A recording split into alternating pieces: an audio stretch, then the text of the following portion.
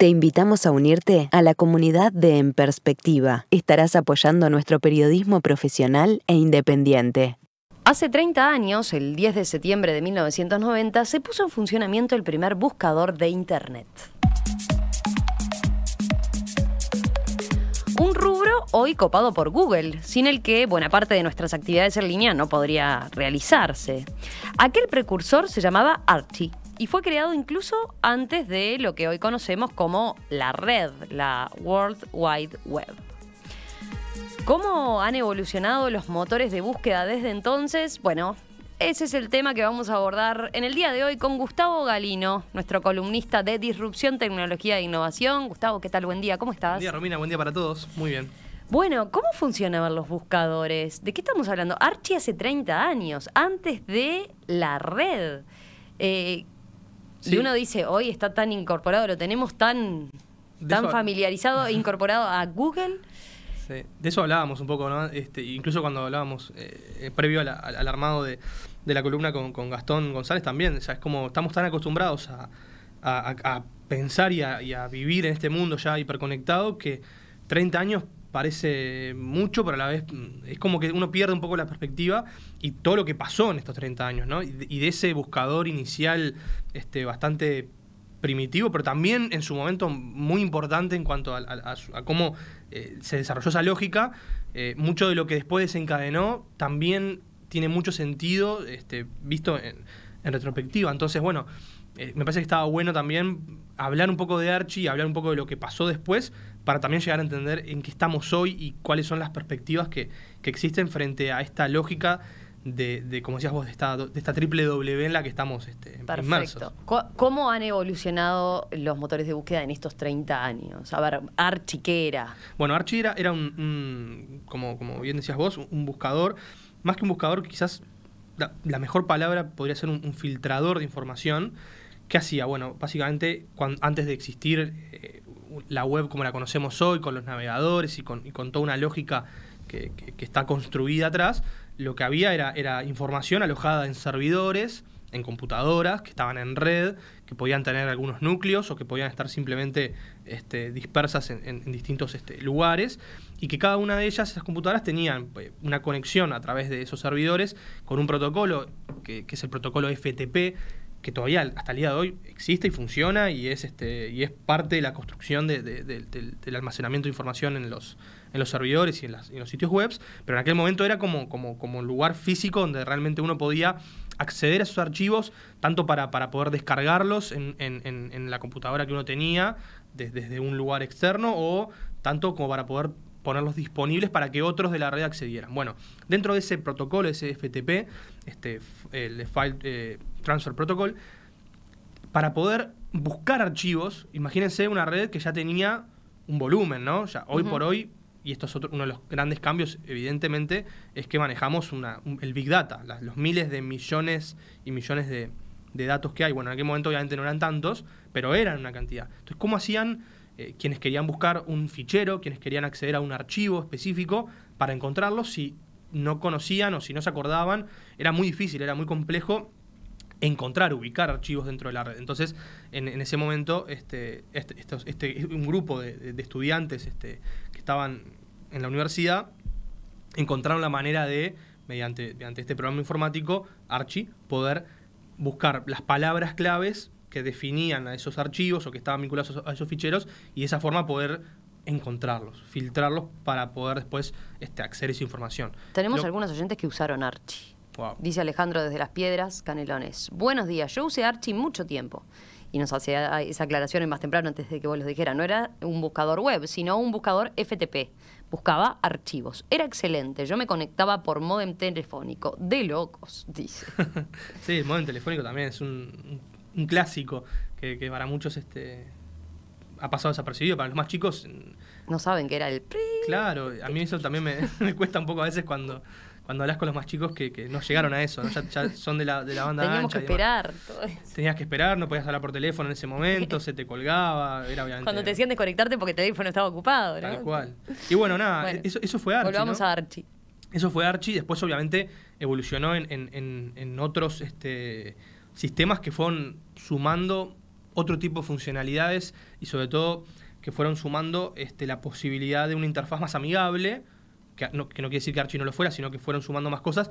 Y una de las particularidades de Archie y de sus fundadores y de cómo después ese proyecto no escaló quizás y otros se quedaron con el mercado de los buscadores, además de que porque quizás no lo estaban buscando de esa manera, es que bueno, se manejaba con código abierto. Que esto es una cosa muy importante a la hora de ir avanzando y llegar a lo que cuando hablamos de buscadores todo el mundo piensa que es Google, porque ahí es donde cambia mucho la jugada, ¿no? O sea, pasamos de una época de Internet, años 80, pues en los 90 con esta, como de alguna manera, consolidación, y los 2000, en donde la mayoría de las cosas que sucedían, salvo las de los grandes jugadores, pero en el terreno de los desarrolladores, entre comillas, más pequeños, era una gran comunidad de gente que compartía código, que compartía desarrollo para justamente impulsar esa Internet positiva.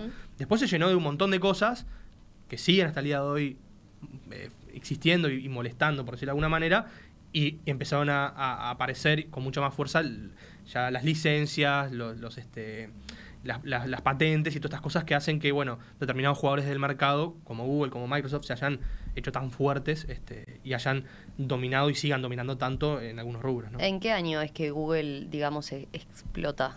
Bueno, te digo porque hay oyentes que recuerdan, sí. Yo el primer buscador que usé era altavista.com. Altavista fue el primer buscador. Yahoo, ¿hay algún otro que recuerda Yahoo? Sí.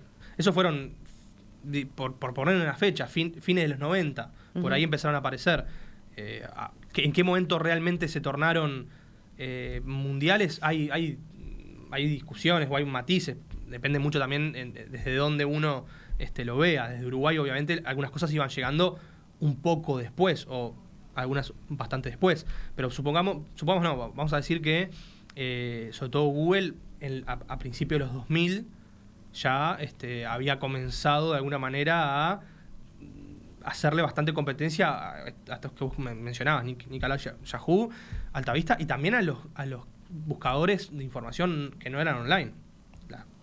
Las enciclopedias, la típica, la Encarta, que en su momento fue una enciclopedia que uno se podía comprar, y se compraba el CD y se descargaba, y ahí tenías como una gran... Encarta 96, Encarta 97, ahí, ¿no? Está, por esos años. Bueno, Google entró muy fuerte en esos años. Nosotros no llegamos a eso, Gustavo, es simplemente bueno, tampoco mintamos.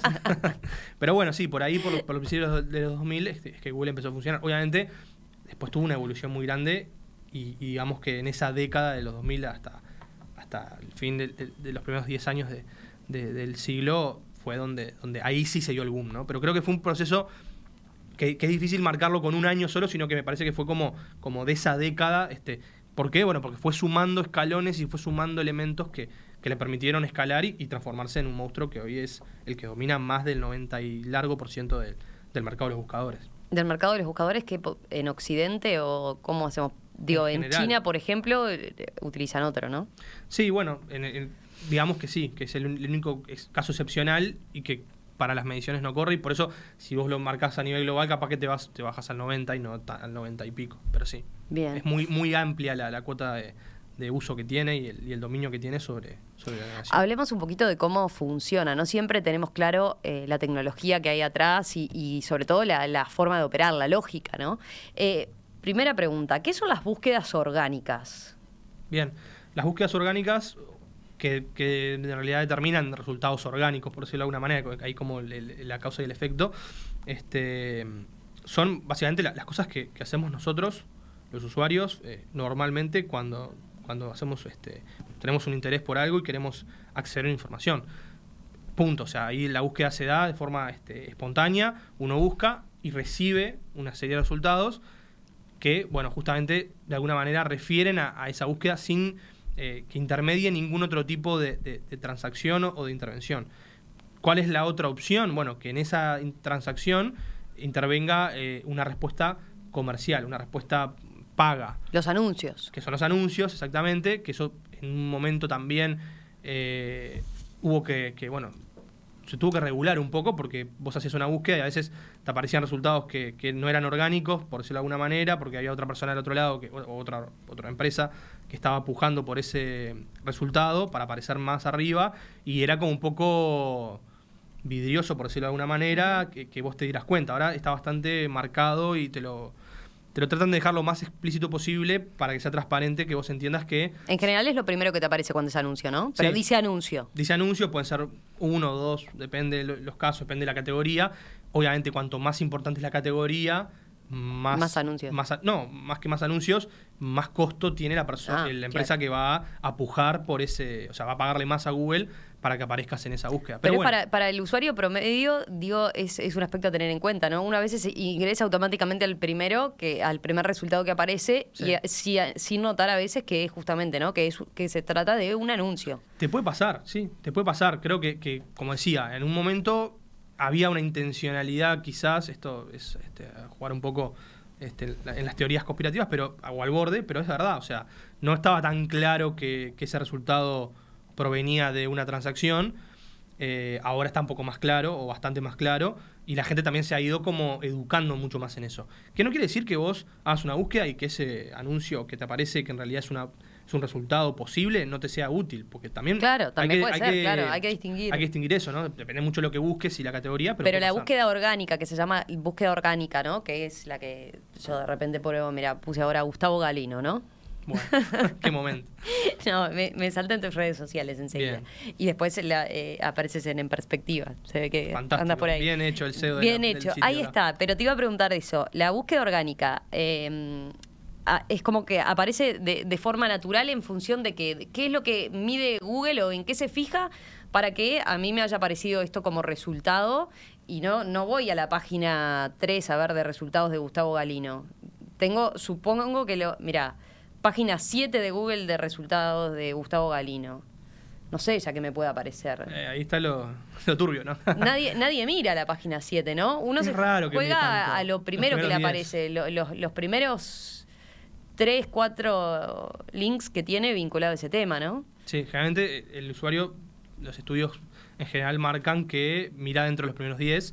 Si el interés es muy profundo y querés obviamente ir a más, vas paginando, pero en principio sí, o sea, todo se juega, tanto el interés de qué aparece en el caso del marketing personal, por ejemplo, por decirlo de alguna manera, como del lado del usuario que está buscando. O sea, creo que ahí siempre hay como una lógica de dos partes, ¿no? O sea, están los que quieren ser encontrados o quieren mejorar cómo son encontrados, y después están los que están buscando, ¿no? Entonces creo que ahí siempre los primeros resultados son los que uno ya está acostumbrado a naturalizar, que el buscador los pone ahí porque son los más relevantes. Ujú. Y ese concepto de relevancia, ese concepto inicial en el que Google se ha basado desde siempre. Pero es el algoritmo secreto de Google que hace que Sí, no el tengamos super claro. y ni siquiera es uno, son muchos que trabajan en conjunto y que van como haciendo capas, ¿no? O sea, el primero, el más elemental fue el del ranking de páginas, el PageRank, que lo que hacía básicamente era decir, bueno, esta página es más importante o este link es más importante que este otro porque cumple determinados requisitos. Y ahí empezó a evolucionar, y hoy las variables que determinan eso son miles. O sea, y además, como bien decías vos, son secretas. O sea, algunas se saben porque fueron comunicadas y son como las que explican hacia dónde se orienta el buscador y cuáles son los objetivos, en algunos casos defendiéndose de algunas acusaciones, porque han habido muchas acusaciones sobre cómo funciona y que si es sesgado o no, y ahora vamos a entrar en eso. Pero bueno, básicamente de la valoración, al principio lo que se podía sacar era cómo estaba el sitio construido, qué esfuerzo se hacía desde ese sitio para ser, digamos, rankeado positivamente por usar tags, por tener... ¿Eso es el posicionamiento? Exacto, y ahí va el posicionamiento. El posicionamiento es la respuesta al ranking, ¿no? O sea, el ranking ordena y el posicionamiento te ayuda a vos a estar mejor, a vos como... Para que lo entienda el oyente, si yo escribí un artículo, por ejemplo, que, no sé, subía a mi blog, que no tengo, pero con determinadas palabras, y le puse determinadas palabras clave, mi acierto en esas palabras clave hace que mi artículo aparezca más arriba cuando alguien googlee sobre eso que yo escribí, ¿no? Exactamente. Ese es uno de los, de vuelta, muchos aspectos que toman cuenta. Después, otro de los aspectos fundamentales y también fundacionales del buscador, como lo conocemos hoy, la lógica que lo conocemos